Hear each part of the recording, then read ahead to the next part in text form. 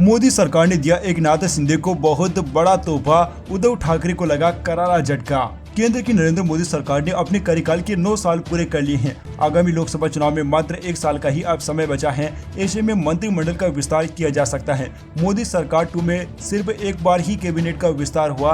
अब जब लोकसभा के चुनाव नजदीक आ रहे हैं तो पीएम मोदी ने अपने मंत्रिमंडल में फेरबदल की तैयारी शुरू कर दी है। वहीं महाराष्ट्र की एकनाथ शिंदे सरकार के आज 1 साल पूरे हो गए। ऐसे में दिल्ली पहुंचे शिंदे की शिवसेना को बड़ा तोहफा मिलने की संभावना है। सूत्रों की माने तो शिंदे की पार्टी को 2 मंत्री पद केंद्र में दिए जा सकते हैं। हालांकि अभी तक इसका औपचारिक ऐलान नहीं हुआ है। दरअसल केंद्रीय मंत्रिमंडल में कुछ मौजूदा मंत्रियों की जगह नए चेहरों को लिया जा सकता है। पूरी संभावना है कि इस विस्तार में बीजेपी के सहयोगियों को जगह दी जाएगी। ऐसे में एकनाथ शिंदे की पार्टी को मंत्री पद मिलने की संभावना है, जो कि उद्धव ठाकरे का साथ छोड़कर बीजेपी में शामिल हुए और महाराष्ट्र के मुख्यमंत्री बने। शिंदे की पार्टी को एक कैबिनेट और एक राज्य मंत्री देकर उनकी ताकत बढ़ाई जा सकती है। हालांकि एकनाथ शिंदे ने केंद्र सरकार से 3 मंत्री पद मांगे हैं। कैबिनेट विस्तार के मद्देनजर मुख्यमंत्री एकनाथ शिंदे, उप मुख्यमंत्री देवेंद्र फडणवीस ने नई दिल्ली में केंद्रीय गृह मंत्री अमित शाह के साथ अहम बैठक की। दोनों नेताओं ने शाह को महाराष्ट्र की मौजूदा राजनीतिक स्थिति के बारे में जानकारी दी। बीजेपी ने शिवसेना को केंद्र में 2 मंत्री पद का ऑफर दिया है,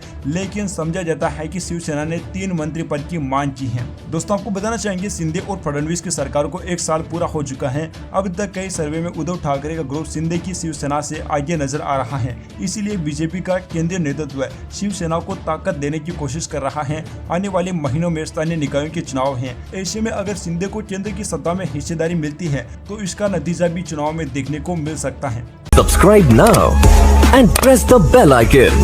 Never miss an update.